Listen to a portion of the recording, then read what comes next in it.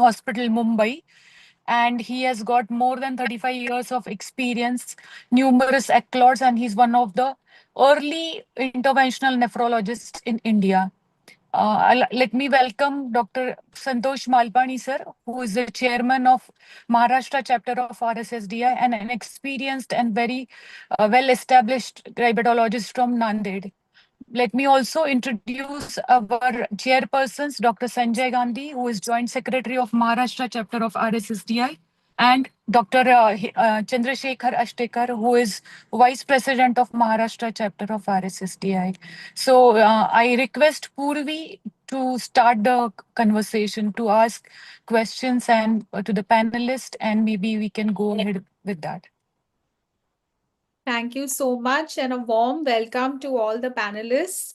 So that was Panikar, sir. This was a fantastic talk, very lucid and really well simplified. Uh, Sir, I wanted to actually start with one question that, I always wonder somehow the patients we see, it is so sad sometimes that most of the patients of CKD are not even affording of all this, uh, like this absolutely amazing armamentarium that we have.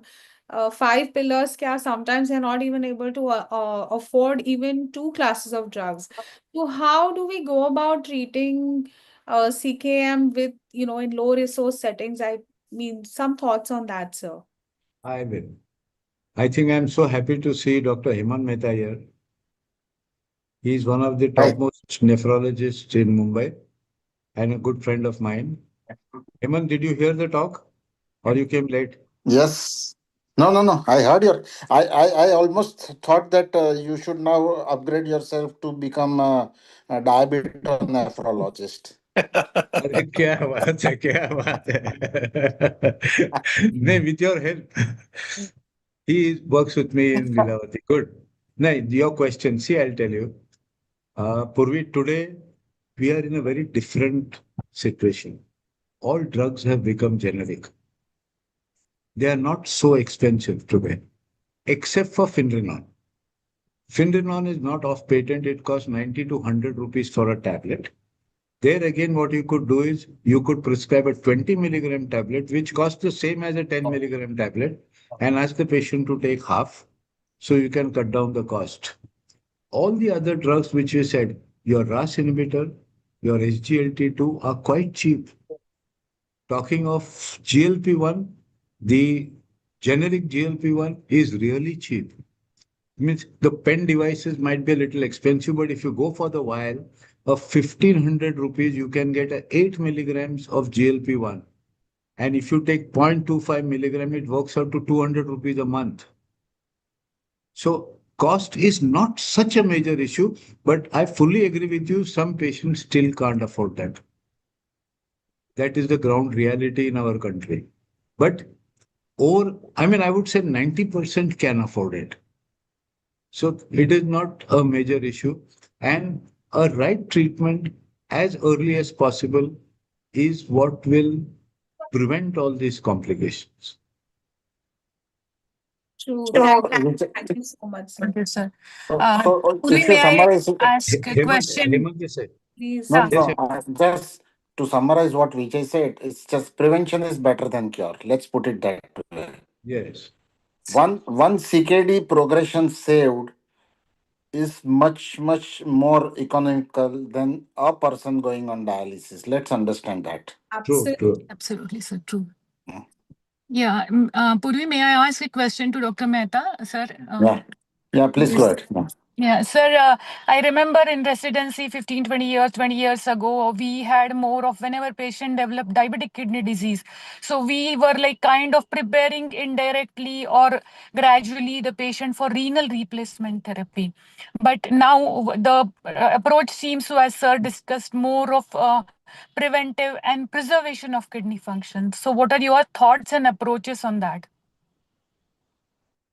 No. See, there is no doubt that patients of diabetes with or who are likely to develop kidney issues should be picked up much earlier. And that's why there is, as it was mentioned in Dr. Panikar's talk, you must have combination of estimation of EGFR along with albuminuria estimation. Now, it's a proven point. I mean, we don't need to discuss further. If you do only EGFR or if you do only albuminuria versus if you combine the two, you pick up your CKD much earlier. Okay, and then I'm sure you all are aware about the progressive colorful diagram which depicts the progression of CKD with increasing risk as the albuminuria and stage or group of CKD progresses. So you have G1, G2, G3, A, 3B, G4, G5 on one side. You have A1, A2, A3 as albuminuria on the other side, and you combine the two, your risk will increase progressively as you go from G1 to G5 and from A1 to A3. So, yes, you need to detect them early. Practical problem which we face is that as a nephrologist, we hardly see them early. By the time they come to us, usually they are like G3B, A3 level, which is a fairly advanced stage of kidney disease. Now, at that point of time, also these interventions may be helpful, like SGLT2, ACRB, or Fenrinon, etc.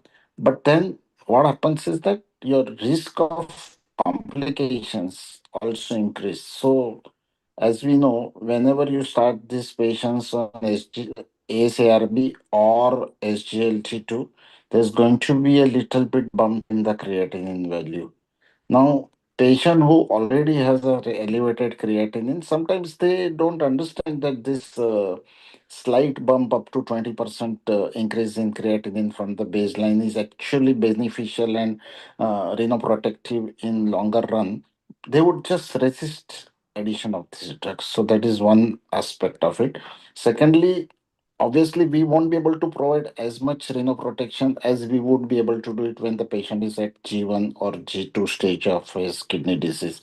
So once they have come at such advanced stage, I would say we have actually missed the bus, and that's why as physicians, as diabetologists, it is everybody's duty to tackle this menace of diabetic kidney disease.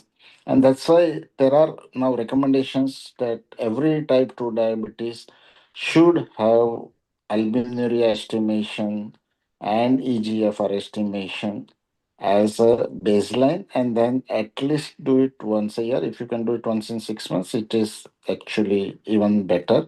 And all the measures which have been mentioned, like strict blood pressure control, strict diabetes control, weight control, diet control, etc. I mean, that goes without saying. And other problem with diabetic kidney disease is, we must remember, is what we call as type 4 renal tubular acidosis, which is hyporeninemic, hypoaldosteronism state. And because of this state itself, they will have tendency for hyperkalemia. So now you have to control the diet first.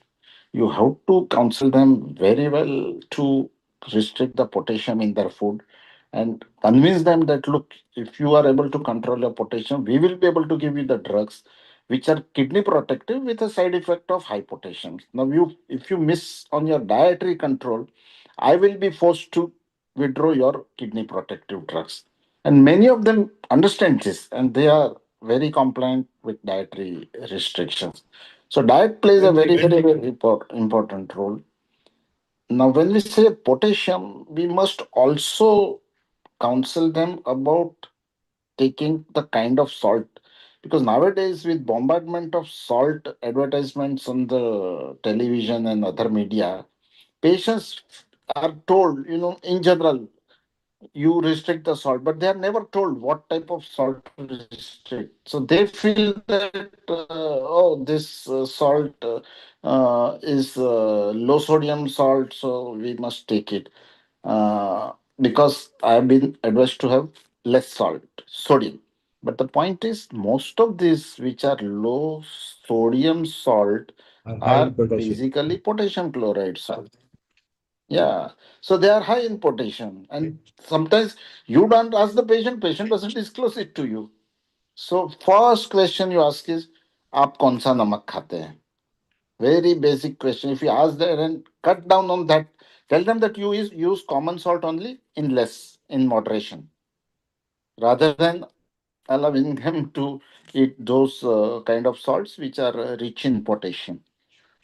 Yeah, this is a very important point. So, I have seen patients with hyperkalemia who are on this salt, potassium salt, hmm, where I Yes. happened to ask the patient and we found out that yes, they were on this salt. hmm, Very important point, Hemant. Yes. Yes. Thank you, yeah, Dr. Mehta, sir, for such a nice yeah, elaboration as well as those practical tips about the diet. I have a question for yeah, Panikar, sir. Sir, we usually give, as you said, SGLT2 inhibitors early in the course of CKD, diabetic kidney disease, rather. So we see in patients who are having creatinine of maybe 1.8, 1.6, with EGFR of around 45 or around so you can say. And when we add SGLT2 inhibitors, there is a risk of urinary tract infection in these people. So how, and maybe that infection may cause aggravation of the acute kidney injury. So how should we take care of these patients?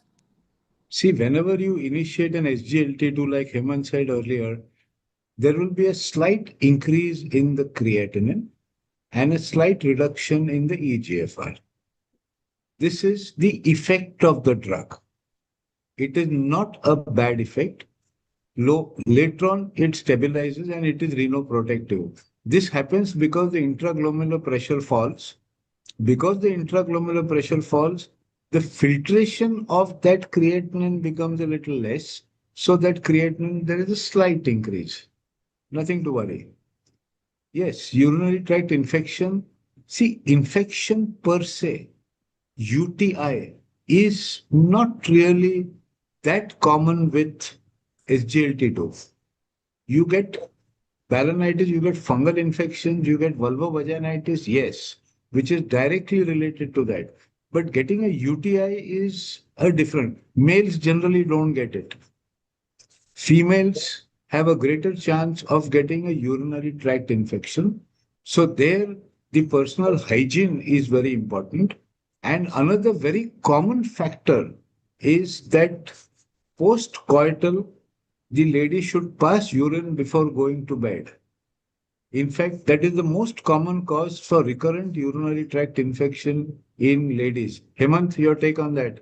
yes. No, no, I entirely agree with you. So, as and when we start SGLT2 for patients, two instructions are given upfront. One is to take care of the private parts, personal hygiene is emphasized. And secondly, they are also told to stop SGLT2 on sick days. So, these two things have to be instructed to them upfront. And as far as UTI is concerned, yes, I agree with you. It is more of a lower urinary tract infection problem, which is related actually to glycosuria. Because there is excess of sugar, you don't clean your local parts properly. The glucose stays there and gives rise to all sorts of bacterial, fungal infection there. So in males you get melanoprostatitis, in females you get vulvovaginitis, etc., etc.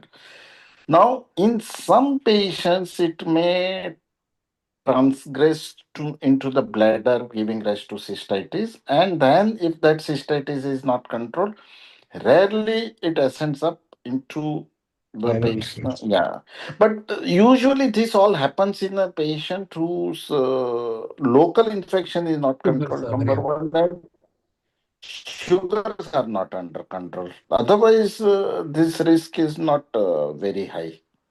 There is a problem in our area. We have got a very large quantity of people who are having renal stones. And in such situation, when we start the SGLT2 inhibitor for the nephroprotection, the urologist always they quarrel with us that we are increasing the chance of infection in our patient. So, as a panelist, I should not ask the question, but this is a question from my side that how to tackle this situation. A stone, No, kidney no, stone is there. No, no. See. I mean, UTI is such a broad term. Okay, right from kidney right to the tip of the urethra, everything is urinary tract. So, what UTI are we talking about? So that's why there has to be a distinction. So, are we talking about upper urinary tract infection or lower urinary tract infection? Among the lower urinary tract infections, when we say it is bladder and down, then below that also you have various structures. Like, say, for example, you have prostate in males. So you could have prostatitis, you could have cystitis, you have urethritis, you have vulvovaginitis, which also, could be mimicking like a urinary tract infection. So you should just ask the urologist, are you trying to tell me that SGLT2 will increase the risk of pyelonephritis, or is it the obstructing stone which will increase the risk of pyelonephritis? So there has to be a distinction. They are just using one generalized statement, which is not correct way to go about it. So unnecessarily, blaming a good drug for wrong reason is not going to benefit the patients. Yes. Sir, I'm Dr. Nikhil. I would like to ask the panelists the lowest level. These are the common questions asked and faced by every diabetologist that way. Whenever the creat goes above 1.5 to 1.9 and above that way, metformin has to be stopped. SGLT2 has to be stopped. ACE-ARB should be stopped. And these are the instructions given by the many of the physicians who are waiting outside. And the prescription has to be changed. Many times they, right now, today only in the OPD, I saw patients creat was 1.9. But this person said कि नहीं, my physician told metformin can cause this, ACRB, whatever it is going to damage the kidney further. Despite explaining him, he is not able to reach. So at what level should we be stopping or changing the drug? He is well controlled sugar with metformin. He does not require insulin. He has a long-term diabetes. But I had to stop the drug because somebody has made them understand that metformin can cause lactic acidosis, should not be given. Your doctor doesn't know how to treat it. And ACE ARB also was there, not ARB, he was on ACE inhibitor. That also been stopped. The creat was 1.9. I want to have the opinion from you, sir. Many of these are the questions faced by us. Being a Basically, you should look at the diabetologist, say you are. EGFR. Sir, Look at the the EGFR. 1.9, it was No, above 35. if it is above EGFR 35, was you above need not 35. stop the metformin. Below 30, you should stop metformin. EGFR, it is not the creatinine which you look at. So see, what you are talking about is what was considered about 25, 30 years ago, where the cutoff was 1.7 for the use of metformin. Thereafter, Canadian guidelines came. They gave a staggered dose reduction for metformin as per the EGFR. And we follow that. So, up to stage G3, we can use up to 1 gram of metformin. There is no harm in that. Yes, if it goes to stage 4, which is EGFR of less than 30, then you'll have to stop it. And obviously, you don't use it in a diabetic patient. So, that is as far as metformin is concerned. And metformin still remains a very good drug even in CKD patient for the control of blood Yes. sugar. So we must not forget that. Number two, as far as SGLT2, again, the trials themselves have shown some people started up to EGFR of 25, some started up to, various kinds of age, 20. And then most of them have said you can continue SGLT2 right up to the stage where patient goes on to dialysis. And now there are people who are trying to study whether SGLT2 are beneficial for dialysis patients, especially if they also have concomitant cardiac issue. So that is going on. So ultimately, I feel it's going to come that yes, SGLT2 can be used in dialysis patient also. At least those who have a decent amount of residual renal function. So anyway, that's still not proven. But up to the stage of, if you don't start it at a EGFR of less than 20. So that is a distinction. Okay. You don't start a new patient if it is less than 20. But if you have started it at say 35, 40, and then patient's GFR is falling over the years, you can continue it up to the stage at which they go on to dialysis. So we Just like to summarize, once the patient is on a SGLT2, you continue the drug even if his EGFR goes down. But you do not Yes. initiate a new patient with SGLT2 if EGFR is below 20. It will not harm the Yes. kidney, but the Yeah. drug would be useless because it basically works on the EGFR. The filtration and the proximal tubule reabsorption prevention, that is what it works on. If there is no glomerular filtration, the drug is not going to be of any use. Simple. It is not nephrotoxic in that sense.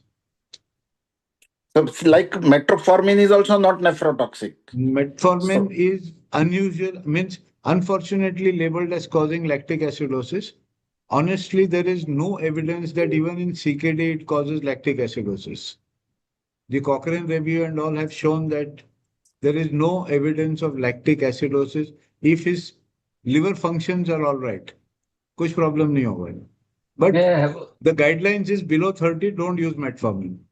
EGFR below 30. हाँ Sanjay. I think I must first congratulate Dr. Panikar sir that he has comprehensively discussed about the five pillars of CKD management with diabetes, and especially the semaglutide also he has included in it.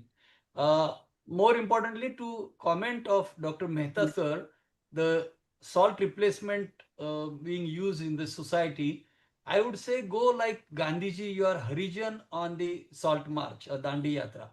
So low salt intake is more important to be emphasized right at the beginning rather than development of CKD or replacement of salt or those kind of things. So that's one comment about salt.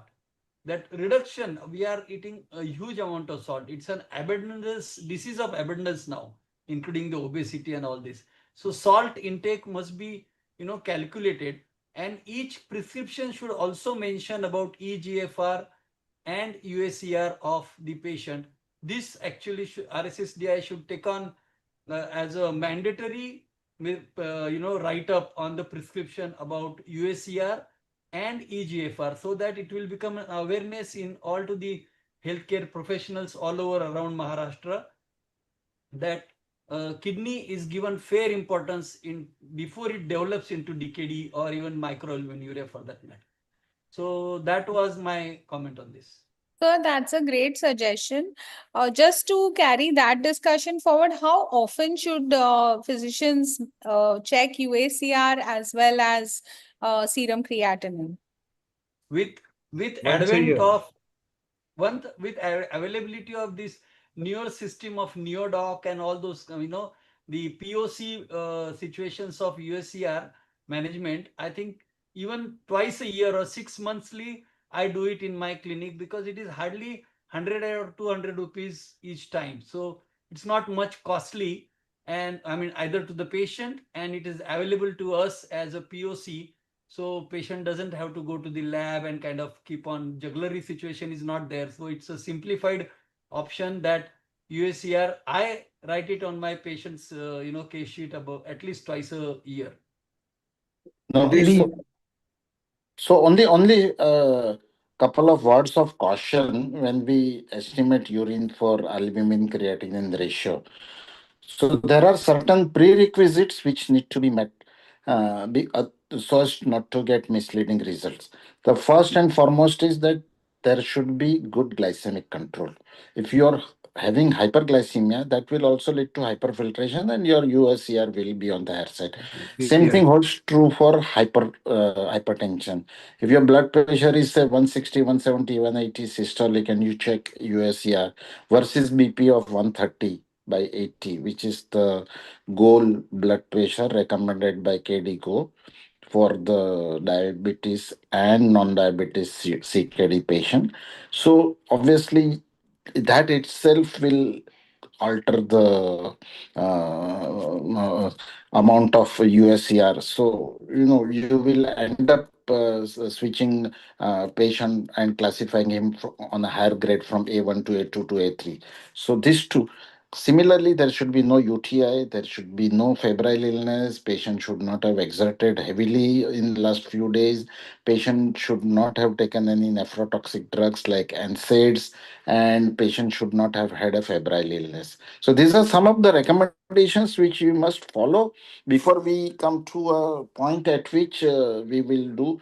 And then if you do it every 6 monthly and follow it, it's going to be a good target for improvement of in general endothelial function. So albuminuria has been now more of a marker of endothelial dysfunction rather than marker for only disease, and it's a therapeutic target because it improves overall CKM health. I Great, have sir. a Thank you. question. Thank you, sir. Thank you so much. I have a question for Malpani, sir. Sir, can you briefly summarize what Dr. Mehta has told in his all his answers so that we can have a good take-home message from you? Yeah, you can rely on urinary creatinine, albumin creatinine ratio, but the condition should satisfy that the patient should not be febrile. He should not have done exercise just prior to the estimation. And importantly, as he rightly said, what we are doing in our practice, that whenever the type 2 diabetic comes to us, we try to estimate all the things. So one should avoid it. One should control the blood pressure and the sugars first, and then he should go for albumin creatinine ratio. And he told us that it is a marker of endothelial dysfunction along with the kidney damage. That is the important thing. And the important thing which Dr. Panikar told us that pioglitazone can be used as a fifth pillar of kidney protection as a complement to the four pillars. But sir, I have got a small doubt about pioglitazone. Already these patients are having what you call it as a water retentive condition as far as If they have water retention or edema, do not use it. yeah. So that should be a caveat in that. Yes. See, So basically, all this, Santosh, is early. When a new patient comes to you, he's not in end stage CKD. yeah, वो creatinine भी बढ़ा नहीं है, albuminuria है, and you're using this, it works beautifully. The that is anti-inflammatory properties, reducing insulin resistance does help as a complement to this. Though it is not approved as a nephroprotective drug, it does. There are lots of studies which have shown albuminuria coming down with it. Right from quartet study to proactive study, everyone has shown reduction in albuminuria. yes. The other aspect of the recommendations which we are seeing at present is combination of the SGLT2 inhibitor with GLP-1 analog, and some people are on metformin already along with that. The clinical problem in our situation is that people are having some nauseating conditions, and already they are taking very less food. And in such situation, the GLP-1 analogs, then the SGLT2 inhibitors and metformin, they all lead to weight loss. In such situation, we can withdraw the metformin very safely because it is not that nephroprotective as it is with SGLT2 inhibitor or GLP-1 analog. So among the two, whether we should withdraw GLP-1 or the SGLT2 depending on the patient situation when he is losing weight. What will be the advantageous situation, whether it will be GLP-1 or whether it will be SGLT2 inhibitor? See, basically, when you're using a GLP-1, that patient, one of the indication is that he is obese. All right. The nephroprotective effect of GLP-1 is much less than a SGLT2. This is the fact of the matter. So basically, if you have to withdraw something for weight, GLP-1. If somebody is really thin and emaciated, अरे उसको GLP-1 देगा तो और खड्डे में जाएगा. No. In fact, Yeah. if the patient has CKD and he is thin and lean, I mean, it's a relative contraindication to use Yes, GLP-1. don't use GLP-1. Yeah. Sir, my question Use that at a smaller dose. If we just use at 0.25 or 0.5 of SEMA, that should be okay. It won't cause too much weight loss also. No, but there will be see, as it is, he's got CKD, So which then why? causes nausea. He's got other drugs which cause nausea. This adds to the nausea. So in such a situation, the life of the patient can become a bit, Very. bad. Okay. And the renal improvement compared to ACE, ARB, SGLT2, the GLP-1 is less. Okay.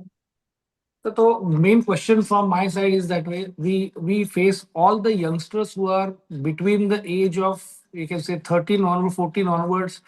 They have right now quite evidence of obesity. They have a family history of diabetes, and they are pre-diabetic. When we use this drug, when we conceive, can these four pillars can be used in together? Those people who are at a Yes, sir. younger age.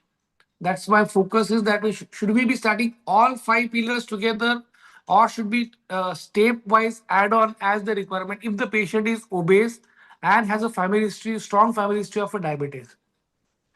See, basically, if he is a newly diagnosed young type 2 diabetic, you don't have to go to the pillars.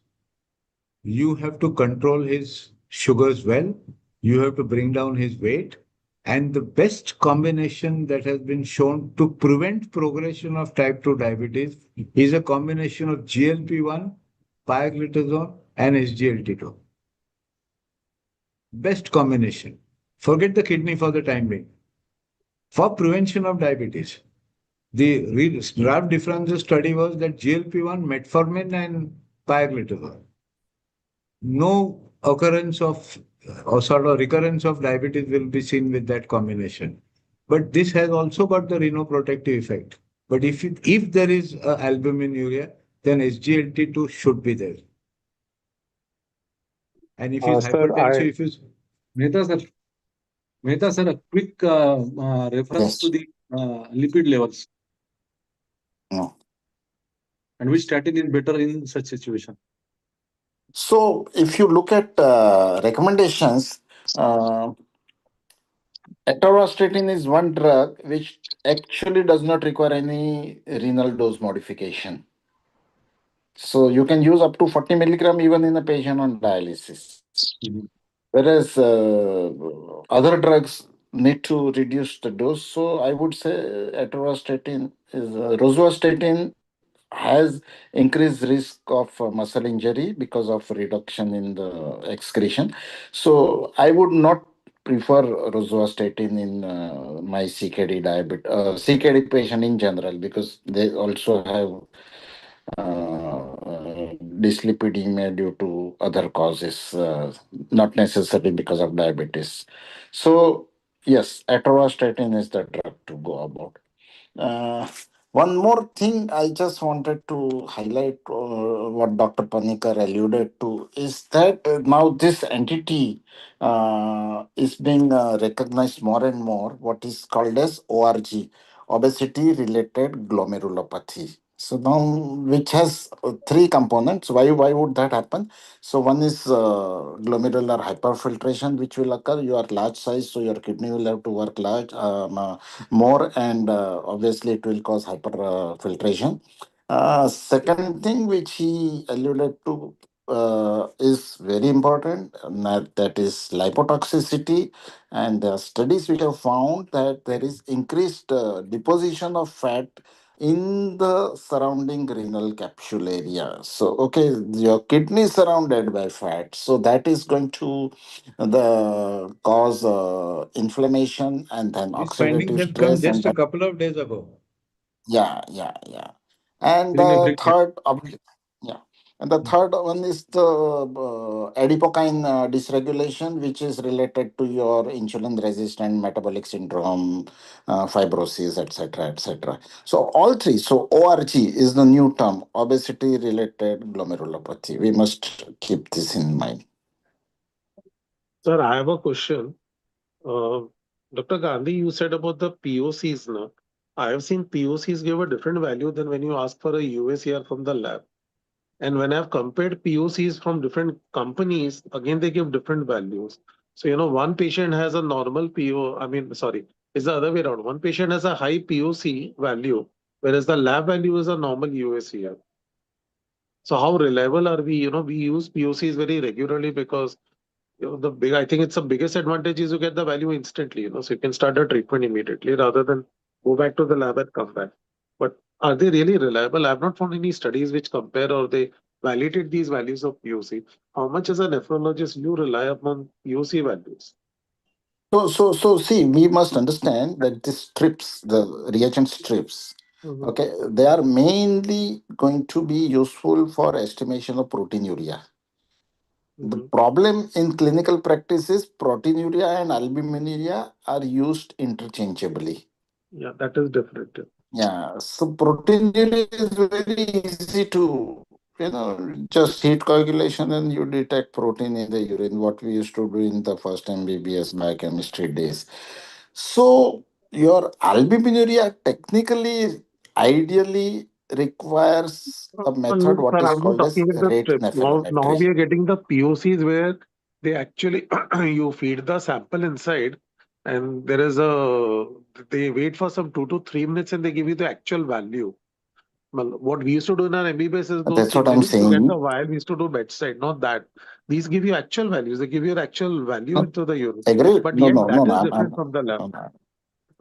No, so albuminuria estimation is not that easy. The ideal correct estimation of albuminuria is done by a process called as rate nephelometry. And let me tell you that majority of the laboratories in Mumbai don't have nephelometer.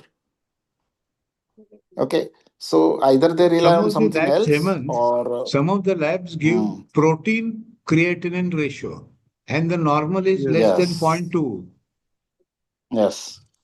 whereas Yes. So when we are talking microalbumin about creatinine. microalbumin is 0 to 30 as A1, 30 Correct. to 300 is. So those are two different things. Yes. Yeah. So that is the problem. That's why I am not very sure about estimating albuminuria on that reagent strip. Mm-hmm. True. Yes. Okay. Yeah. Okay. Yeah. Purvi, are there any questions from the audience?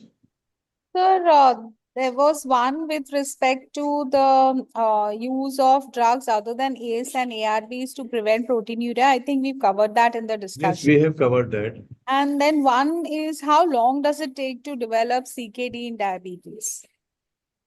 See, it all depends on how well you control your sugar, how well you control your blood pressure.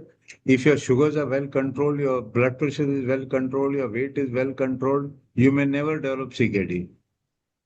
But if all these are poorly controlled, we don't know, you can develop it at any time. But generally, it says it takes about 5 years from the time of diagnosis. But in type 2 diabetes, you could get it at the time of diagnosis also, patient can have proteinuria. In type 1 diabetes, 5 years. But in type 2, at the time of diagnosis, you can see a lot of problems, including retinopathy. Great, thank you, sir. So since this is like a master class only, the one last question from me. What is the role of cystatin C? Should we even bank on that, and should we consider monitoring with that? Okay, so since we have been talking about EGFR right from the word go, so this EGFR equations are now designed to have your EGFR, which is cystatin based, you have your EGFR, which is creatinine based, and you have formulas or equations to have EGFR, which is cystatin and creatinine based. So, Vijay, you must have received the circular about 4 5 days ago from Leelavati. Hmm. So at Lilavati, we have now formed a package or a charge code or whatever you want to call it, where you are going to get EGFR, which is cystatin C and creatinine based, which is the most accurate way because creatinine is affected by your muscles mass. So if you are very thin and lean, obviously your creatinine is going to be fallaciously low, which cystatin C is not affected by. So you combine the two, you increase your sensitivity of Okay. reporting your EGFR. Great. Thank you. Thank you so much, sir. Thank you, sir. Thank you so much. It was really a great pleasure to listen to Dr. Hemant Mehta as well as our own Dr. Vijay Panikar, sir. And we are also thankful to the inputs from Dr. Santosh Malpani, sir, Dr. Sanjay Gandhi, and Dr. Alok Modi. And I really thank you, Purvi, from bottom of my heart to like carry forward Malpani sir's idea and making it true actually happening. And obviously all of EC members who are with us and Panikar sir's blessings are always there with us. So thank you everyone. Purvi, would you like to add something?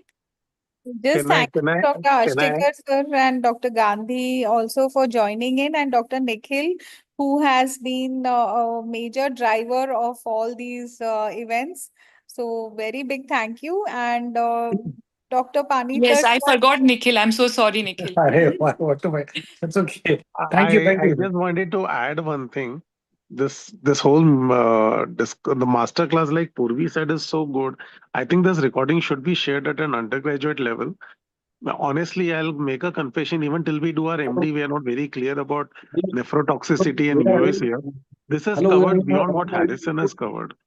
hello, we So are having Dr. Malpani sir has made full arrangements for that. The recording is going to is shared every time we finish the webinar. It is shared on the YouTube channel that has been But this Uh-huh. has been Yeah, taken. good. really very good. Huh? It was fantastic actually. It was very nice.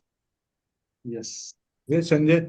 I will just make one small request to Dr. Mehta, sir, where it is all been claimed that cilnidipine is better or nephroprotective or reversal of microalbuminuria than amlodipine. So it gets to the second or sixth pillar of the total renoprotection or CKM protection. So what is your take on preference of amlodipine versus cilnidipine in such a patient where those five or six or two or whatever the pillars we are using for prevention of kidney progression of kidney disease? So see, the among the other antihypertensives besides ACE and ARB, there have been trials for cilnidipine, which is L and N channel blocker, and also for carvedilol as anti-proteinuric agents. Okay, so two things. Number one, only ACE and ARB are known to reduce intraglomerular hypertension. So you need to reduce intraglomerular hypertension to reduce your hyperfiltration and thereby reduce the proteinuria, number one.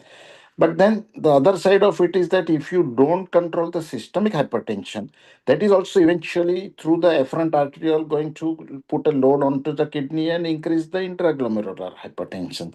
So there is nothing like this versus that, it is both. So you need to have good systemic blood pressure control and you need to have intraglomerular hypertension control. Correct. So from the systemic blood pressure control point of view, amlodipine is 1.5 times more potent antihypertensive than cilnidipine. So you can use cilnidipine, but if your blood pressure control is becoming more troublesome, then you would prefer either amlodipine or other calcium channel blockers which are available. Even nifedipine has been reborn in the form which is called OROS or GITS technology, and which also provides good blood pressure control and thereby indirectly renoprotection. And then you have benidipine and ifnodipine and various other kinds of dipines in the market. So the point is systemic blood pressure control also is equally important. So that's why when you combine a calcium channel blocker and an ACE or ARB. So you have two different mechanisms working at the kidney level simultaneously. So at the afferent arterial level, you have what we would call as channel blockage because it's a calcium channel blocker. And at the efferent arterial level, you have ROC receptor operated channel. So ionic channel on the afferent arterial side, and receptor channel on the efferent arteriole side, this combination works best in providing rhinoprotection. That's why there is a rationale to combine calcium channel blockers with ACE and ARB.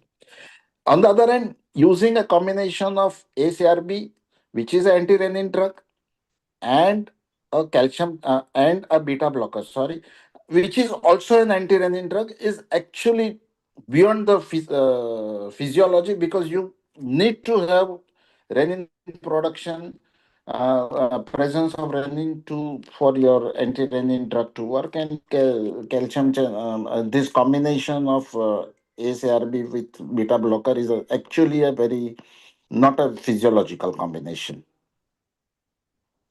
Thank you, So sir. just Thank you one, very much. so Just just took the one advantage. one comment I wanted to make with amlodipine. You get a very good control, no doubt. But then at least a good number of patients come with very bad edema feet. With selnidipine and more with efonodipine, I've seen very less edema. Now, it's a practical issue. Patients stop the drug. But I don't know. This is my experience. With amlodipine, some of them have very bad edema. So that's the only limiting No, factor no. with So amlodipine. all no, no. See, it's capillary edema. First, let us understand that it does not Yes, respond to yes, even sir. But diuretics. Okay. I know it's just cosmetically. Number two, it is dose. Yeah, no, no, it is dose dependent. So, like for example, if you are on 5 milligram of amlodipine, about 5% of patients will have edema. But if you are on 10 milligram of amlodipine, about 10 to 15% of patients will develop edema. So it's a dose dependent effect. So you can reduce the dose and see if the edema disappears. If it does not, then you keep on trying various other kinds of calcium channel blockers. And once in a while, you will have a patient who will not tolerate any Yeah, type of that is calcium channel blocker in terms of developing edema. some Yeah, of them so develop with age. that Yeah. is the like metformin causing GI problem, or pioglitazone also causing edema. And you are going to have this sort of patients once in a while here and there, but that does not mean it is true for majority of the patients. That was Okay. Okay. I'm sure Dr. Mehta's consulting is still waiting for him. Yes, there are 8 patients He outside. is one nephrologist who works till 1 o'clock at night. Sir, we are No really more, Hemant, no more. thank I you want very to finish. much. Thank you very much for being here. My pleasure. On My behalf of everybody, I thank you for being here. And thanks to Purvi, Nikhil, Mayura, Sanjay, and of course Santosh and Chandrashekhar are. It's Alok also there. Good. thank you, It's Thank sir. you, sir. a Thank you, Thank Mehta you. sir. great Thank you, effort. Okay, Yeah. Panikar thank sir. you. Thank you Bye. so much. I'll take your leave. Bye. Yeah, Bye. been thank an you. honor and Thank you. pleasure, sir. What a class. What a class today. Yes. Really It was enjoyed. really good, sir. I Very mean, Thank you. both Thank of you. you were like Excellent. excellent. There is no word. excellent. Sir, Yeah. please size भी दीजिए. अरे जरूर जरूर कोई problem नहीं मिल जाएगा. Yes. So Thank you, sir. Thank you. Okay. Let's Thank bye. you. Thank you, everyone. Bye. Let Okay, us close bye. the session. Yes. Good night. Thank you. Good night.